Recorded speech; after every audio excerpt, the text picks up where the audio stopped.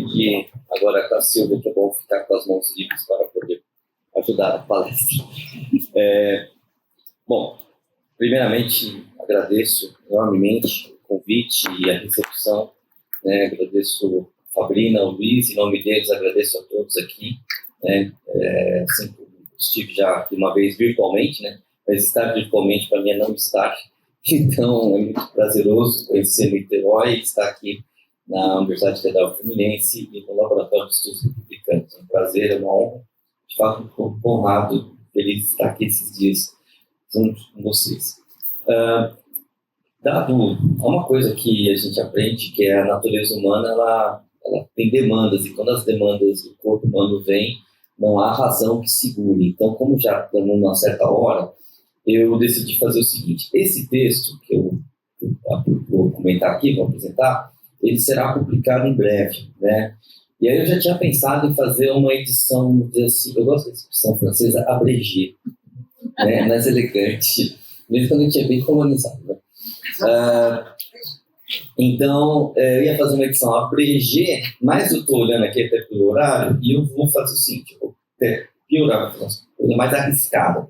Eu vou falar um pouco desse texto, e em alguns momentos eu vou ler, alguns trechos, para tentar ficar no tempo, e me restringir, até mesmo porque muitas das coisas que eu vou falar aqui das passagens já são bem conhecidas de nós aqui que estudamos Maquiavel, Depois eu também, mas aí lá no café, no almoço, eu gostaria muito de contar as aventuras desse texto. Esse texto aqui é um texto que tem há anos aqui, venho brigando com ele aqui, então tem uma história das suas indas e vindas, mas enfim, seria uma conversa no café.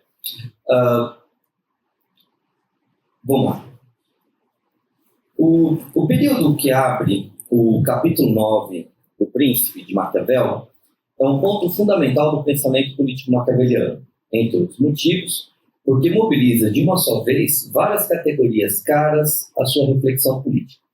Diz Maquiavel, e eu cito, capítulo 9, primeiro período: voltando à outra parte, quando um cidadão comum, não por meio de crimes ou outra violência intolerável, mas com o favor dos outros cidadãos, torna-se príncipe da sua pátria, poderia ser chamada de principado civil, e para sê-lo não é necessário toda virtude ou toda fortuna, mas antes uma astúcia afortunada. Fim de citação. Após ser apresentado nos capítulos anteriores os diversos modos de conquista do governo em um principado, o filósofo inicia, neste momento, a análise desse que será o protagonista de sua reflexão, o príncipe novo. Com efeito, suas preocupações caminhavam para entender quem é esse indivíduo que conquista o comando político sem o auxílio das armas, forças ou virtude de outros. Passa-se então a considerar o cidadão comum, privatus citadino, alguém que não tem qualquer benefício político anterior, uma pessoa comum, um igual entre os iguais no campo político que alça ao governo da cidade. Mas ainda, chega a esse lugar político não porque exerceu violência, deu um golpe de Estado, usou da força armada para a tomada do governo, cometeu crimes, comprou conjuros, matou governantes ou autoridades políticas, implantou o terror. Mas se utilizou de apoio político angariado entre os demais cidadãos. E completando a sentença, frisa Maquiavel, esse privado citadino, esse cidadão comum, não realizou isso com toda a virtude, nem toda a fortuna. Duas noções basilares de sua reflexão política. Como se nota, temos em um mesmo período mobilizados conceitos chaves como cidadão comum, força política, violência, virtude, fortuna, o que já ensejaria muitas considerações. Todavia, a conclusão do período é talvez o ponto mais enigmático, quando ele afirma que, para se chegar a este ponto, é necessária uma astúcia afortunada. Astúcia fortunada. Em uma primeira aproximação, dois elementos chamativos, visto que mais do que virtude e fortuna, embora eles não sejam indispensáveis, pelo contrário, esse personagem político novo se requer uma qualidade que também não foi, até o momento, sequer mencionada na obra. E estamos nos referindo apenas à astúcia. Quanto mais a uma espécie peculiar dela, que é a astúcia afortunada, ou uma astúcia oportuna, adequada à ocasião. Destaque-se, conforme a construção do período, que essa qualidade é equiparada aos dois outros atributos reconhecidamente fundamentais para a ação política, ou seja, para além da virtude e da fortuna, faz-se necessário ao postulante do comando político que também tenha uma astúcia afortunada. Assim, essa qualidade demanda do leitor uma atenção especial, tal qual se vinha dedicando à virtude e à fortuna, que, como sabemos, ainda não completaram a sua exposição até o capítulo 8. Entretanto, Maquiavel não define nem na sequência, nem de modo claro, o que entender por astúcia afortunada, a qual ocorre somente neste ponto em todo o corpus político maquiaveliano. Isso é uma coisa curiosa, quando eu fiz uma busca, em nenhum momento mais do corpus político maquiaveliano, Maquiavel vai usar astúcia afortunada junto. Não tem mais, é só esse momento. Na verdade, o termo astúcia, de modo geral, é encontrado outras 4 vezes no Príncipe, com destaque para o capítulo 18, né, que é o título até do capítulo, quando o autor lhe confere alguma atenção. Entretanto, em nenhum momento se esclarece o que seja essa astúcia afortunada. É evidente, pois, que estamos diante de uma dificuldade teórica, na qual a economia do argumento de O Príncipe É evidente, pois, que estamos diante de uma dificuldade teórica na economia do argumento do Príncipe. Por quê? Por um lado, temos a mobilização de uma noção em um lugar central da reflexão em curso, capítulo 9 sobre o Principado Civil, que aparece em conjunto com outras noções também importantes do pensamento político maquiaveliano e, por outro lado, a astúcia figura como qualidade relevante para o protagonista. Ambos os aspectos mereceriam toda a atenção expositiva do filósofo, mas não a recebe. Ao contrário, há como uma lacuna, o vazio, que até por isso nos convida a refletir sobre essa astúcia afortunada, onde a questão em como pensar a astúcia, essa astúcia nova, afortunada, no Príncipe Novo. Para tentar, antes de tentar dar conta de encarar esse problema na obra, né, eu recorro aqui um pouco a uma imagem que vem da filosofia grega pelo texto do Vernon e do Detienne, do livro Metis, né? Astúcias da Inteligência, né? Inteligência da Astúcia, esqueci o nome que tem aqui. E é muito interessante fazer esse paralelo, né? E as informações que o Detienne e o Vernon trazem são enriquecedoras. Por quê?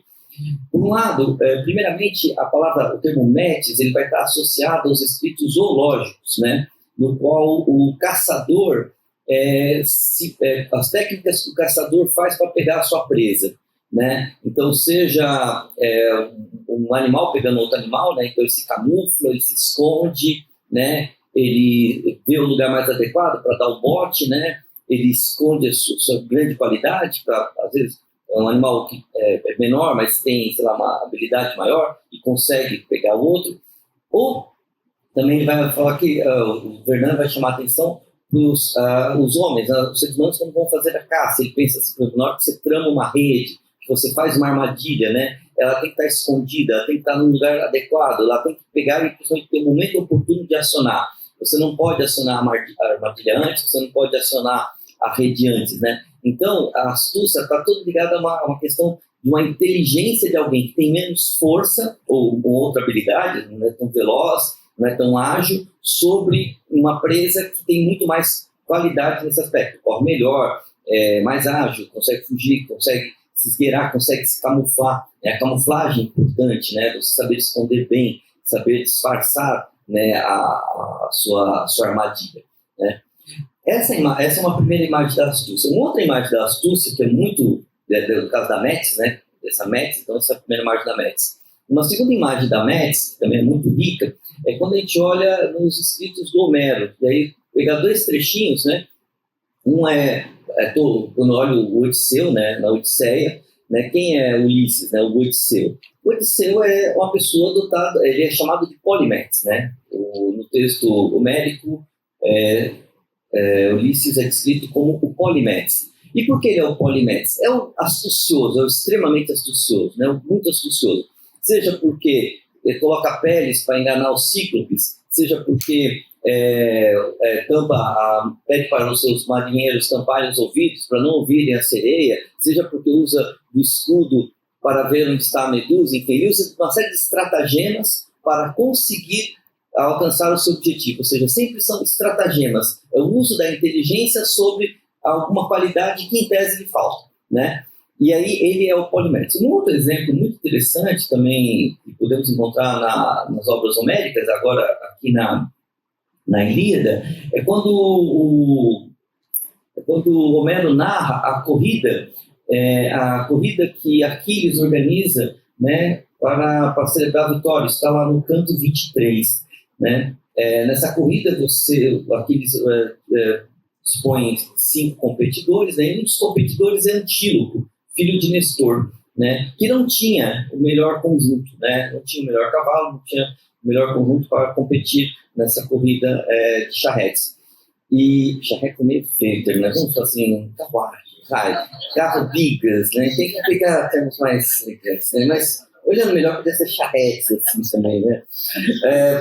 E qual que é a dica que Nestor dá ao seu filho, né? Quer dizer, e aí eu cito rapidamente aqui o Homero, no canto 23. Diz Homero, no caso Nestor agora falando ao seu filho Antíloco, né? Deves, portanto, meu cor, valer-te de todos os meios que te ditava o intelecto. A perder não me venhas o prêmio. Na derrubada das árvores, mais vale o jeito que a força. É a habilidade somente que em mar tempestuoso permite ao timoneiro seu frágil batel conduzir com firmeza. Com arte, assim, vence o auriga prudente os demais contendores. Então, o que Nestor pede ao Antíloco? Seja inteligente. E ele dá uma dica, olha, numa das curvas, vai mais próximo do centro, onde tem a pedra e a árvore, que ali todos temerão. E passe por ali, que ali ninguém vai perceber e você vai conseguir ganhar vantagem, né?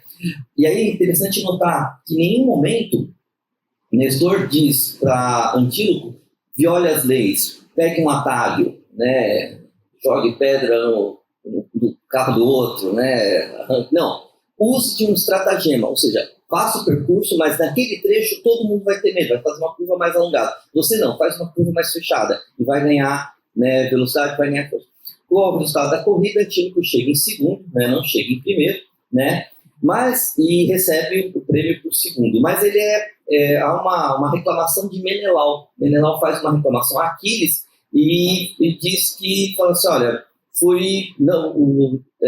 Antíloco não merece. Não merece por quê? Não é porque ele roubou, é porque eu não fui superado por um adversário que é melhor em mim em força. Né? Então, o problema que Menelau reclama é que quem venceu ele não venceu por força, e por isso ele deve perder o prêmio. Né? E Antíloco responde, né? Feliz por dar o segundo lugar, não, eu invalido a astúcia. A astúcia aqui, no caso, Metis. Né? Ora, esses poucos exemplos aqui da literatura helênica, né, nos ajuda a pensar, então, essa imagem, né, que vem da Metis, né? Ou seja, essa astúcia que a gente pode... nas ações dessa astúcia, essa inteligência prática, como seria pensar ela na política, né? Então eu tento fazer aqui agora uma rápida aproximação entre a Metis helênica, né, com a astúcia maquiaveliana. Sem com isso, longe de qualquer coisa, tentar aproximar, falando que Aristóteles é leitor deve ter sido leitor de Homero, mas ele não cita Homero, né, que há uma herança, uma citação, não é nada disso, não se trata de seguir por esse caminho. Tá? Vamos voltar agora aqui ao Príncipe de Maquiavel. Né? No início do Príncipe, ali no capítulo 2, segundo período, diz Maquiavel: ocupar-me-ei somente do principado e retecerei as urdiduras acima descritas e demonstrarei como esses principados podem ser governados e conservados. Aqui eu quero chamar a atenção para o termo. No italiano está lá vorrei ritescere a urditudine. Quer dizer, ele quer, e a história da urdidura é muito interessante, né? Que ele está pensando justamente no ofício do tecelão, daquele que vai tramando, né? Que vai juntando os fios para fazer a trama do tecido. O que ele quer fazer justamente é desfazer esse processo para entender justamente como que ele é composto, como que é composto esse tecido político, né? Então, essa é a primeira frase, na verdade, que abre, né? Quer dizer, estamos ali no começo do Príncipe, né? Do capítulo 1, agora começamos o capítulo 2, ele fala, não vou falar dos principados, não vou falar das repúblicas, vou falar aqui do principado, linha seguinte, eu vou fazer como? Eu vou retecer as urdiduras, né? Eu vou descrever como a trama está feita, como a trama da política, né? Uma política, então, pensada como uma trama de fios, de ligações, no qual a gente vai desfazendo, né, os nós, vai desfazendo as linhas, né, para entender, portanto, como ela foi constituída, né? Vou continuar aqui. O objetivo teórico é claro, tentar conhecer as tramas do mundo político, ou melhor, decifrar as tramas, entender como se ordena esse campo, como funcionam os governos, como eles são conquistados e conservados.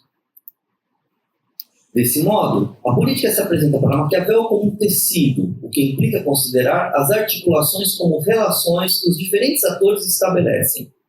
Assim como em primeiro olhar não se conhece bem o modo como os fios se ordenam na trama do tecido, igualmente acontece na vida política, na qual, segundo o filósofo, não é evidente de imediato o modo do entrelaçamento, necessitando de um trabalho de análise ou de desembaraçar os fios para que se reconheça cada um deles e como se articulam na composição do tecido político.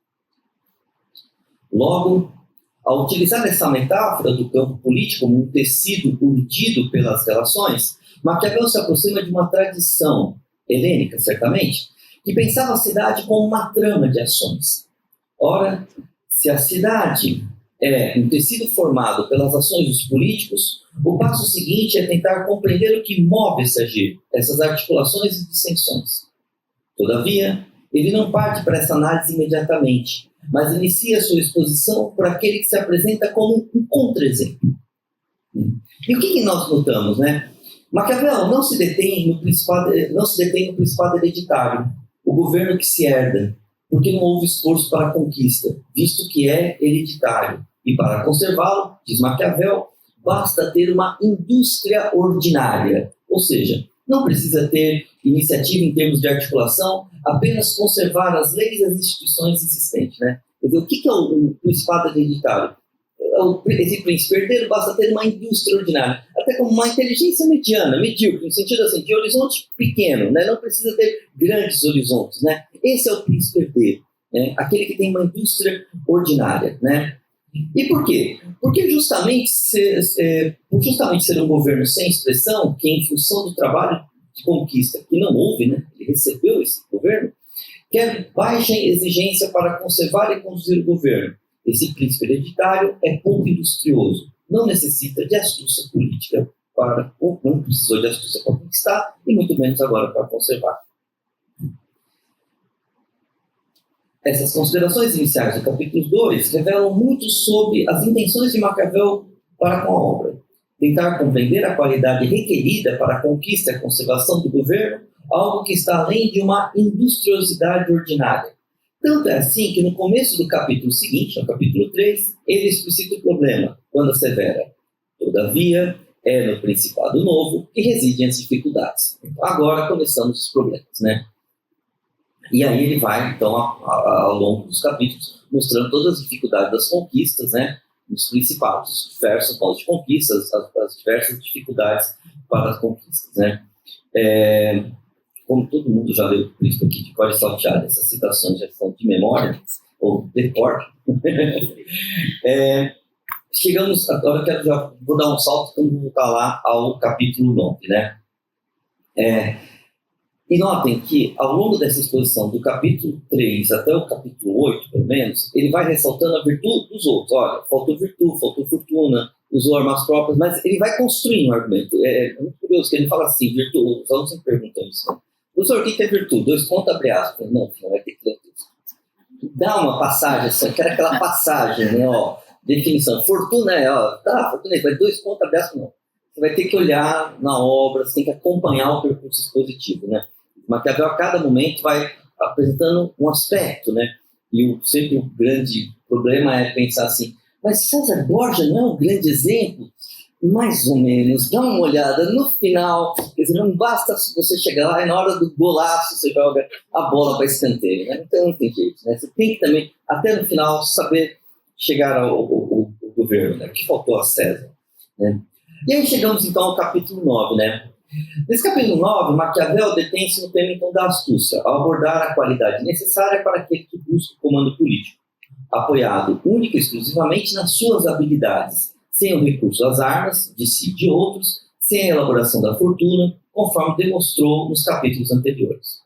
Todavia, antes de focalizar essa astúcia fortunada, importa considerar melhor esse ator político, denominado como um cidadão comum, mas que não é qualquer cidadão comum, visto que desempenhará o protagonismo político. Aqui, uma rapidíssima nota de rodapé. O termo que Maquiavel está usando é o termo privatus cittadino. Que se você pegar várias edições, você vai ver vários tipos de tradução, e é uma tradução muito complicada. Literalmente seria cidadão privado, cidadão particular. Mas cidadão particular, se é cidadão e particular, então aí tem um cidadão público, proposto particular. Então é complicado assim pensar numa equivalente, né, à língua portuguesa, adequado, perfeito. Então vocês vão ver várias construções, das várias edições, tá? A gente optou por traduzir por cidadão, esse cidadão comum, né? Pessoa comum que não tem cargo político, não é um general, não é magistrado, né? Não é o filho do soberano, né? Não é o César Borgia, né? Então, quem é esse? E essa é a figura importante, né? Porque esse privato cidadino, esse cidadão comum, que agora é o grande protagonista. É dele que Maquiavel vai estar falando agora. É dele que nós temos que estar pensando, né? E esse, portanto, será o príncipe novo. E veja que a ele é requerida não toda a virtude e nem toda a fortuna. Então também não se exige dele um altíssimo grau de excelência não. Ele tem que ter nem toda a virtude, mas então alguma virtude, e também nem toda a fortuna, mas alguma fortuna também, né? Senão, no caso César Borgia, também teve fortuna, né? Então esse cidadão comum, né, esse cidadão que chega a príncipe, né, ele tem que ter algumas qualidades. Mas agora qual qualidade vai se ressaltar? E aí voltamos ao texto de Maquiavel. Para além de nem toda fortuna, nem toda virtude, uma certa astúcia, né? Uma certa inteligência, mas uma inteligência também afortunada, uma inteligência, né, que tenha parentesco com a fortuna, né? Aqui também uma dificuldade de tradução, porque o afortunado vem de fortuna, então teria a sorte, mas não é somente sorte, mas a ocasião, né? A ocasião precisa, né? E aí eu relembro um pouco os textos do Michel Senelard, nas Artes de Governar, que vai lembrar a qualidade do episcopos, né? O episcopos é aquele que sabe ver, e ele ver adiante, e na medida que ele vê adiante, ele provê, né? Então ele é previdente, né? Porque ele antevê, né? Então a sua providência vem da sua previdência, né? Então ele vê antes e por isso ele atenta antes. Então ele sabe o momento oportuno de agir. Então é disso também que estamos pensando, né? Daquele que tem uma certa inteligência, uma certa virtude, uma certa astúcia e também consegue ver o momento oportuno da ação, né? Nem antes nem depois, né? Sabe, haverá enchentes no Rio Argo, então vamos já fazer os diques, não vamos esperar as enchentes chegar, né? Poderá haver um complô, né? Os cardeais estão se unindo lá, então se eu não consigo ter o meu Papa, então que eu não tenha o meu inimigo como Papa, né? Então ele se antecede, né? Ele está prevendo, vamos se antever as ações. Da guerra certa não se evita, se antecede, né? Se antecipa, né?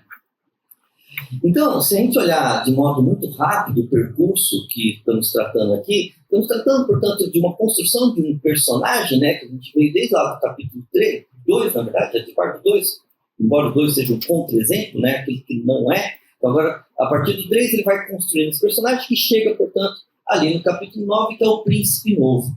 Então, quem é o príncipe novo? Então, é esse personagem que vai agora, depois, aí vamos pensar agora para o restante da obra, dominar o argumento, né? Quando a gente pensa todas as qualidades requeridas, né? Todos esses expedientes necessários que vão ser demonstrados nos capítulos seguintes, é dessa figura que estamos tratando, né? Não se está tratando mais do príncipe herdeiro, ou de alguém que chegou pelas armas, ou só pelas armas, ou só pela...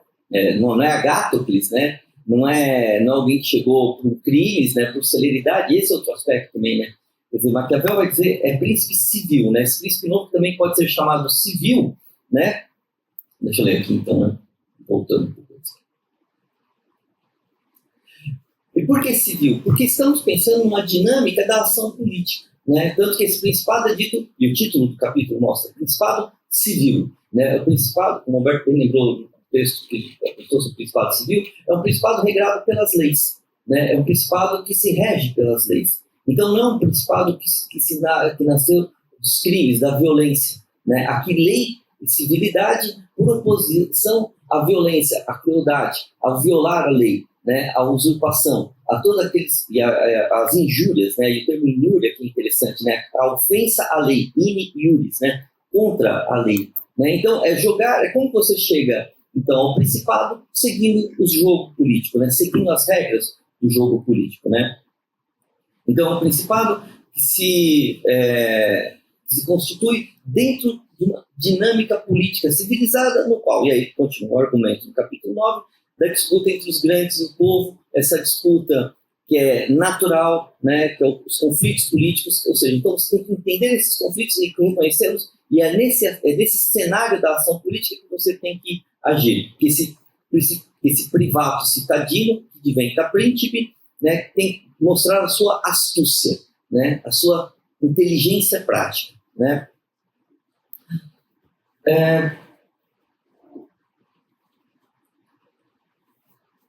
Bom, e aí, portanto, o que vai mostrar Maquiavel? Né? Não basta, portanto, o uso da violência, não basta o uso da força. Então, somente a força não basta. Ela é necessária, mas não basta. Né? A violência, pode ocorrer violência, mas vamos lembrar lá, não dá a glória. Né? A crueldade, né? essa tem que ser evitada. A violência pode existir, mas não vai dar a glória. E a violência também, quando bem usada, mas bem usada é aquela que é usada pouco e rapidamente e não o tempo todo, né? Quer dizer, e o problema do ato fundador de violência é que ele vai desencadear outras violências. Esse é o problema, né? A astúcia, então, está numa conquista em que você pode até usar de violência, mas vai ter que parar logo. Né? Por quê? Porque senão o governo se sustenta, né? E aí, então, o que causa qual a característica, então, dessa astúcia, do uso da astúcia nesse cenário, né? E aí, vamos recordar um pouco o Lefort, né, no trabalho da obra, né, lá na parte 2, no capítulo 4, né, que ele vai ter um famoso trecho, né, que é a lógica da força, né? Quer dizer, onde que operará o príncipe? Né? Operará o príncipe dentro desse campo de forças, né?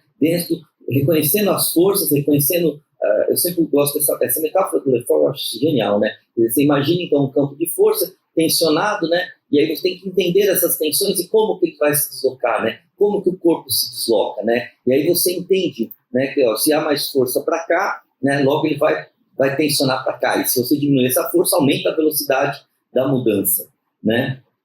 Então é nessa arena, né, de um campo de forças, né, e que não vale, e que o príncipe deve agir, e nesse contexto, né, ele tem que angariar apoios, ele tem que cativar forças para o seu lado, né, forças políticas. Né? Então, onde está a sua arte? Em angariar esses apoios, em forjar esses elementos que vão apoiar, né, da sustentação para o seu governo. E nesse caso, não vale as amizades, né? Quer dizer, é bom ter amizade, mas elas não querem dizer nada, quer dizer muito pouco, né? Quer dizer, o que vale é você reconhecer quem são os atores da cena pública e angariar esses apoios. Independente se essas pessoas têm muito poder econômico, militar ou religioso, né? O príncipe tem que conseguir reunir essas forças, né? E aí, se tiver que escolher, diz Maquiavel, entre os grandes e os pequenos, escolha os pequenos, né? Por quê? Porque os grandes tendem a trair. Então, tome esse cuidado, né?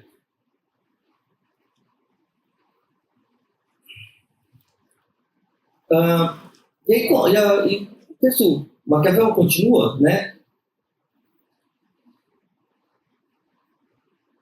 Eu já vou amigo. Vamos ver. Então, neste campo político, necessariamente em conflito constante, após reconhecer os atores envolvidos, cabe em seguida a este postulante a dirigente estabelecer as alianças para assumir o governo. Esta será a sua arte, agir de modo a angariar uma base política que o alce ao comando e também, sustentado nela, conseguir conservar essa condição e governar.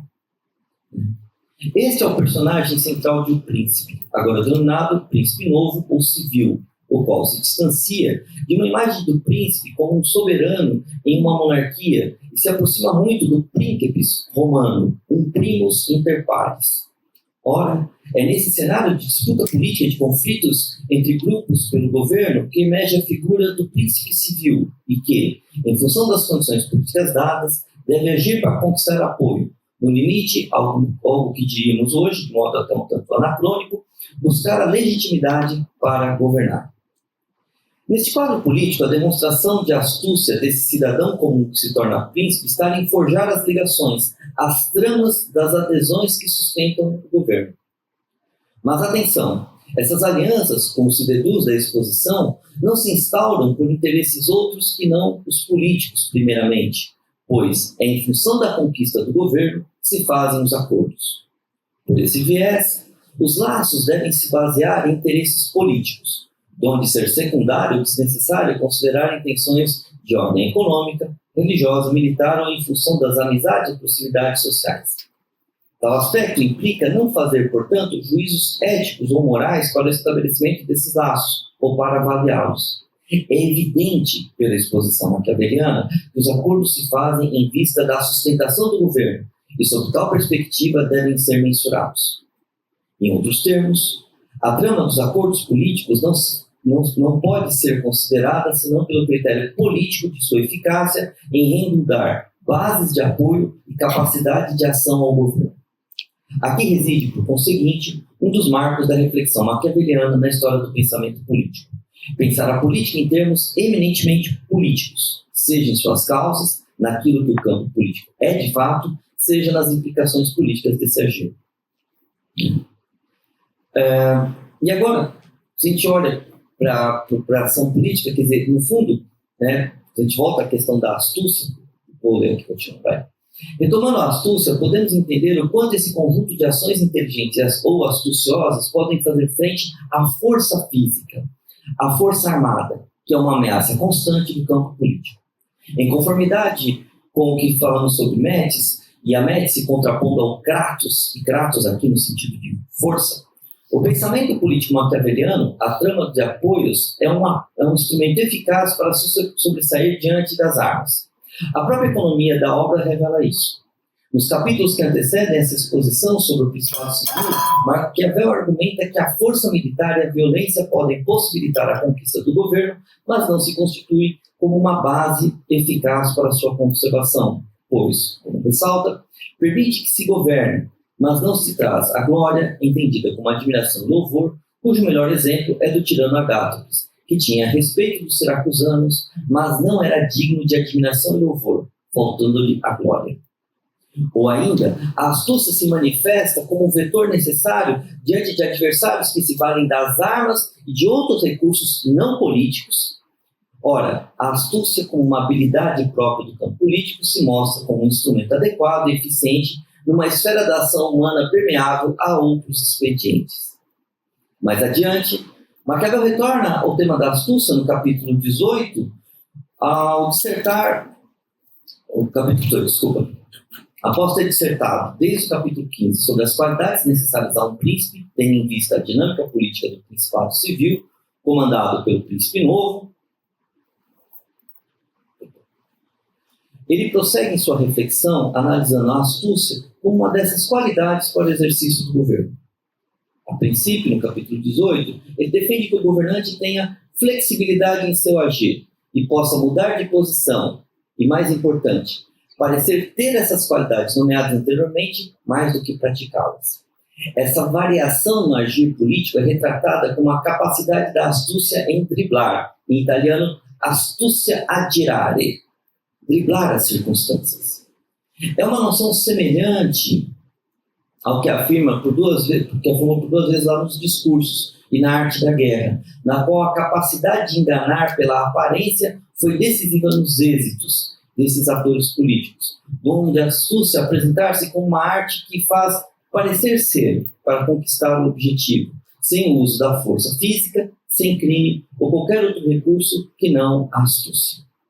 Em suma, requer-se do governante, em função das condições dadas, saber driblar, enganar o oponente, fingir que vai para um lado e ir para o outro, uma demonstração de sagacidade, de inteligência política.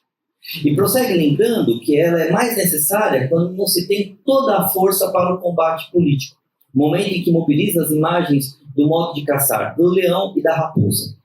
O leão desconhece as armadilhas e se vale da força contra os lobos. Contudo, em vários momentos, só a força física não é o bastante, onde, por vezes, o príncipe deve assemelhar-se às raposas, que vão enredando suas presas, montando emboscadas e aguardando o momento preciso para dar o bote final. Essa metáfora da astúcia na caça nos remete, então, àquilo que a gente falava lá da Métis, né? Do mesmo modo, Maquiavel exalta a capacidade de simular, de parecer ter qualidades do que necessariamente tê-las, de camuflar. Ademais, o objetivo é fazer com que os demais acreditem que as possua e passem a agir em função disso. E eu cito Maquiavel, aqui no capítulo 18, período 17, os homens, em geral, julgam mais com os olhos do que com as mãos, mais pelas aparências, porque se veem todos e se conhecem poucos. Todos veem aquilo que tu pareces ser, pouco conhece aquilo que tu és. Esse agir oportuno, de vez em quando o professor desce bastante a discussão. Esse agir oportuno, presente na noção de Métis, contribui para entender a dimensão afortunada da astúcia. Não basta somente inteligência, astúcia. É necessário identificar o momento de agir, a ocasião oportuna que a fortuna oferece. Reconhecer, pois, o tempo oportuno é indissociável da astúcia do príncipe, resultando em uma astúcia afortunada, oportuna, que sabe agir no momento preciso. Conclusão do argumento: o príncipe deve agir com vistas à conservação do governo. O juízo que obterá, ao final, será mais em função dos resultados que dos dribles da astúcia. Ou ainda, considerando que não se tem toda a força, como um leão, para encarar as adversidades, saber enganar as circunstâncias e alcançar os resultados, no caso, a conservação do governo, é uma ação necessária e isso será louvado ao final. Bom, agora já vou concluir. Então, acho que ficou claro, então, quer dizer, a ideia de essa ideia de Métis, né, ilumina essa noção de astúcia que Maquiavel, como vocês viram, ele não disserta longamente. Mas é um conceito fundamental, né, porque você precisa ter o príncipe precisa ter essa habilidade para chegar, né, e mais ainda esse príncipe novo, né, esse privado citadino, né, esse primus inter pares, né, que diventa príncipe, né, que tem que ter justamente isso, muita astúcia e muita fortuna, porque justamente não tem arma, não tem sobrenome, não tem exércitos auxiliares, não tem força, ele tem que constituir, portanto, as suas forças, né. E por fim, só duas coisas para encerrar, né, é sempre um agir na lei, um agir não é uma trilha, né, não é um atalho, né, não é eu gosto de usar a imagem que Maquiavel fala assim, você está no limite da linha da lei, mas está na lei, você está ainda jogando dentro da lei, quer dizer, você não viola a lei, né? Então não isso aí eu tenho que falar porque agora a gente começa a ter filhos e sobrinhos que vão para a escola. Meu sobrinho caiu, o professor de filosofia dele falou que vai falar sobre os fins justificam os meios, e aí ele falou, então vale tudo, né? Eu falei, não, calma lá, vamos explicar, não vale tudo, né? Não pode valer tudo. Ele falou, mas não fala lá que tem que saber enganar, tem que saber driblar, tem que saber fingir. Eu falei, não, mas não é qualquer fingimento, não é tudo.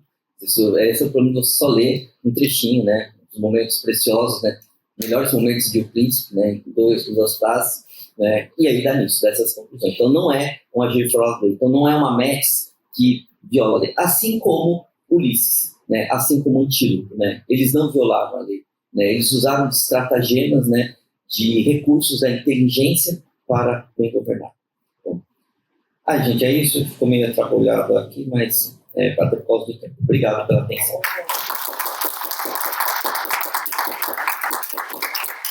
agora vamos... Nossa Senhora! Ainda dá tempo para as perguntas, a gente atrasa, volta um pouquinho mais tarde para o depois do almoço. Newton, Luiz, não, e Silvio? Você foi o primeiro, não, Luiz? Não sei. Acho que foi você. Então, Luiz, Newton e Silvio.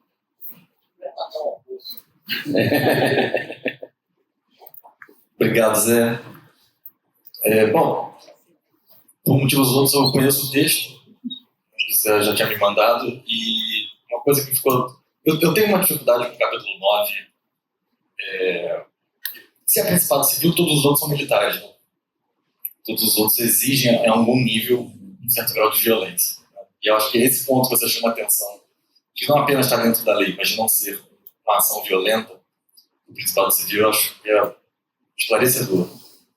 Mas eu fico pensando se a classificação dele entre conquistar e manter se aplica numa astúcia afortunada.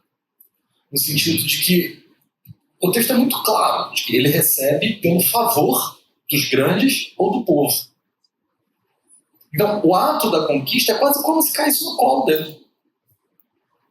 Ele tem pouca ação no ato de ser alçado ao poder.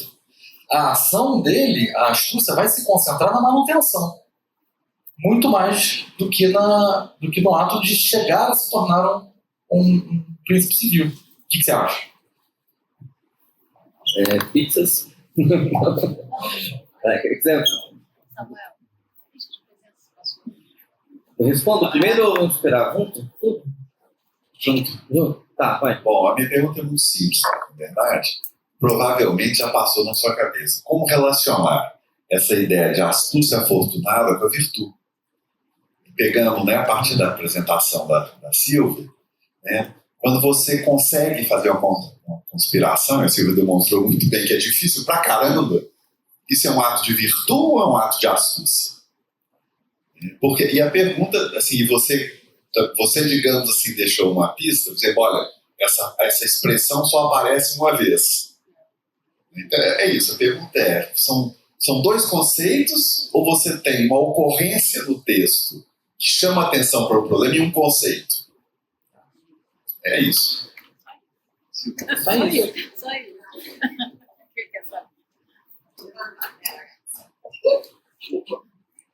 Professor José Antônio Martins. Professora doutora Silvia Tatucci. Bom, eu sempre acho melhor as perguntas todas juntas que a pessoa escolhe que responde, né, ragazzi? Porque ser um a um é obrigado. Eu também vou fazer um exercício heurístico com o Vignoto. A gente pode montar a seguinte analogia, que está lá na carta a Vettori. O senso de oportunidade está para a astúcia, assim como a prudência está para o gênio? Dá para resolver. Senso para o engenho? O senso de oportunidade está para a astúcia, monta uma equação. Assim como a prudência está para o gênio. Com improntitudine et astúcia, mais do que com ingênio e prudência, devem se imitar os outros. Bom, Não sei. eu vou comentar o seguinte, eu estou precisando acessar o texto do Elton, que ele apresentou lá na UPOP, eu não estive lá, porque era o texto dele. Mas uma coisa eu deveria ter dito aqui no começo, eu não disse, é o seguinte, eu acho que primeiro tem que deixar claro um ponto de partida. Astúcia aqui, a discussão sobre a astúcia, eu acho que no primeiro momento eu estou fazendo esse exercício teórico na minha cabeça. Não associar a discussão sobre prudência, a prudência aristotélica no Maquiavel da querida Benner, que o Pinhoto tanto estima, né? Porque eu acho que essa vai ser uma discussão que vem depois. Eu quero organizar primeiro uma coisa para organizar outra. Então, astúcia e prudência. Até nem para pensar assim, se são termos antagônicos, porque a tentação é grande, você pensar astúcia e prudência. Não, mas eu vou chegar lá, calma, estou falando de uma coisa, calma. Então, associar astúcia, e a astúcia, por exemplo, como uma antítese da prudência, e nesse sentido, Maquiavel, o anti-aristotélico, quer dizer, acho que é uma outra discussão, eu acho que tem que deixar uma coisa clara, e aí vamos discutir depois prudência, que aí também é um outro pepino que eu acho que no Maquiavel é onde você acharia prudência. Vou começar talvez a responder por um outro. Eu não li aqui, mas eu vejo num momento claro que a astúcia não é virtude. A astúcia, ela pode, eu entendo que quando você pensa assim, na virtude, né, ela é um componente da virtude, não é só virtude. Ou, pensando numa teoria dos conjuntos, né, então, você tem o conjunto da virtude, a astúcia estaria junto, ela estaria embaixo, dentro, mas ela não é outra coisa, ou pensar o contrário, né, a virtude como sendo da astúcia, isso é impossível, né, então, eu acho que quando você pensa na virtude maquiaveliana, ali tem um componente de astúcia, né, a astúcia é um dos momentos, né, a astúcia é algo que tem que fazer parte, né, o príncipe tem que ter também astúcia, né? Essa é uma qualidade que se requer do príncipe, assim como as outras virtudes, né? E aí até porque a gente não traduz virtude, né? A gente mantém sempre no italiano, porque é difícil achar um termo quando você pensa que mentir ou enganar ou driblar é uma qualidade, né? Então não é virtude, né? Não é virtude, né? Mas eu penso assim, que a astúcia ela faz parte da virtude. Então você pensa assim, nesse grande conjunto chamado virtude, né, ali dentro está a astúcia. E aí, eu vou chegar no Luiz, depois eu volto para a pergunta da Silvia. Luiz, quando você pensa então, na astúcia, eu não penso que a astúcia não está nesse momento anterior. Eu acho que está nesse momento anterior, quando você vai costurando, você vai cosendo ali os apoios, as alianças. Se você não tiver essa costura, esse apoio, porque esse favor, eu não entendo como algo que foi dado, foi algo que foi conquistado. Você vai conquistando esses apoios, né? Você vai tecendo, né? E tecendo, né? E até contra a força, porque do outro lado você pode ter... A metáfora, gente, desculpa, o paralelo é assim, tentador. Mas é olhar Lula e Bolsonaro. Um com as Forças Armadas, com as PMs, com a Polícia Rodoviária Federal bloqueando, e o outro vai lá costurando, chama Simone Tebet, chama fulano e tal, chama o pessoal, vai costurando, ele não tem a força militar. Tanto que não teve no 8 de janeiro. Meu irmão serviu um batalhão de guardas do Exército. Quando ele viu assim, ele falou, Zé, aquilo foi o maior ato de subordinação, era para todo mundo estar preso. 40 soldados do Exército armados seguram o Palácio do Planalto, ninguém entra. Aqueles caras deixaram entrar, ou seja, ele não teve força militar, ao contrário, a força militar estava contra. Então, como que você vai costurando os apoios contra alguém que tem toda a força militar? Toda a força militar dentro do palácio, né? E a imagem romana é genial, quer dizer, a guarda pretoriana estava contra, né? Esse imperador não caiu por sorte, porque a guarda pretoriana conspirou contra, a guarda pretoriana conspirou, né? Até Tubrut, né? E então note que eu acho que você tem esse momento também da astúcia que antecede, né, ao governo. Então você tem que costurar os apoios. Tanto que se você não costura todos os apoios, você não. Aí vem o ponto 2, quer dizer, você depende de fazer o 1 para conseguir o 2, que é conservar. E no conservar, você vai continuar. Pronto, cheguei no poder agora, estou tranquilo, venci as eleições, dane-se Trump, né? Dane-se o mundo, vou governar. Não dá certo, ele vai continuar tecendo apoios, né? A gente sabe disso, né? O nosso beabá aqui, a fundação permanente, né? Ele vai ter que continuar tecendo. Então eu não acho que a astúcia, ela não se encaixa nesse momento. E digo mais, eu não penso assim que ou é civil ou é militar. Eu acho que o civil aqui, no sentido cívico, de legítimo, de regras e leis, né? As regras das leis, né? Proposto ao cruel, ao violento. Né? Então você vai costurando apoios, você chega ao poder não pelo complô, pela força, né? pelo assassinato, né? Mas costurando apoios, ou seja, de modo não violento. E veja, você é o mais fraco, você é o que tem menos força, né? E aí é necessário que você então faça esse arco de aliança, que você construa esse arco de aliança. E você é um primus inter pares, você é um privato cidadino, você não tem sobrenome, você não é um condottieri, né? Você não é um arcebispo. Né? Você está ali cosendo com os seus iguais. Né? Então, é muito curioso ver essa construção que antecede, você pensa assim, o capítulo 9, esses momentos que vai antecedendo e depois que procede. Né? Você tem que ter um momento de construção e depois de conservação, que também vai exigir isso. Silvia, eu acho o seguinte, quer dizer, quando eu penso na sua equação, né, prudência e engenho, né, eu acho que não dá para colocar talvez nessa proporção. Até pelo que eu estava falando aqui, eu não vejo que há uma proporção assim. Porque quando você pensa em uma proporção, você está pensando que não há relações, né? Eu vou mudar um pouco a sua pergunta. Não é sacanagem quando faz isso. A pessoa faz uma pergunta, você muda a pergunta da pessoa, né? Mas a astúcia exclui a prudência? Essa é uma coisa que eu fiquei, quando eu estava fazendo o texto, eu estava me perguntando, né? Até que ponto a astúcia exclui a prudência? São questões excludentes, né? Eu acho que não, acho que você não pode incluir uma certa noção de prudência que a tradição, em geral, e aí uma tradição cristã, aristotélica tomista, pensa a prudência. Estou pensando numa que é mais cara a nós, é mais próxima, embora a gente saiba que não tem só essa, né? Mas essa ideia, talvez, de prudência, ela se distancia um pouco, mas a astúcia tem uma certa prudência, até um cálculo. Ela, claro, não é uma ciência, não é epistemé, é uma técnica, uma tecné, né? Mas ela contém, sim, uma certa prudência. De tal modo que a equação aí não fica muito boa. A equação não expressa bem a relação, né, da astúcia nesse argumento maquiaveliano. Eu não consigo ver muito como que essa relação poderia ter. E até porque também a prudência também pressupõe um certo engenho, né? Engenho assim, uma elaboração, né? Prudência pressupõe isso. E a astúcia é isso, elaboração, engenho, né? Eu acho assim que essas categorias assim me distancia talvez uma boa interpretação. Performance boa para enrolar, né? Tem mais uma pergunta da Ana. Beatriz está aqui. Sim. Oi, professor. Então, o senhor estava falando sobre essa questão da capacidade de agir na lei, e eu fiquei pensando mais assim nessas questões dos humores que eu tenho tentado observar nas histórias florentinas.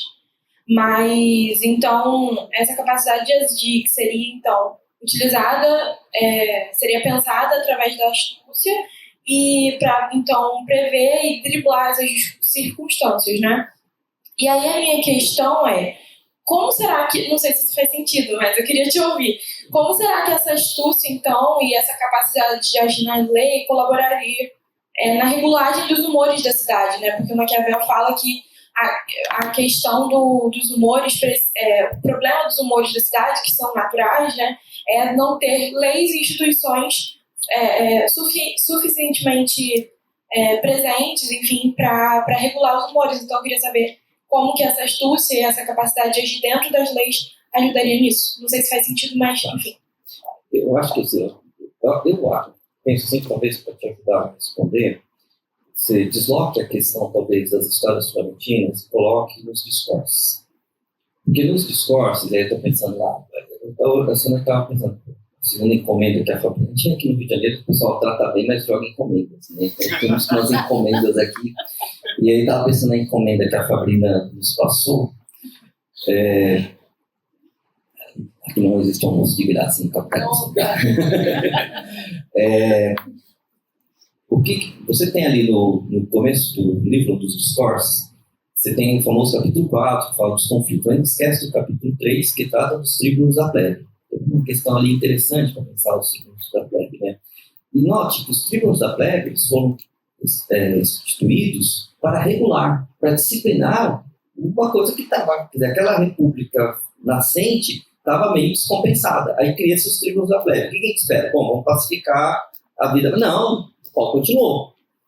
Mas aí que o Maquiavel vai falar, mas o problema não foi esse. O problema nunca foi as gritas e as suadas. O problema foi você ter um canal institucional para desafogar os humores.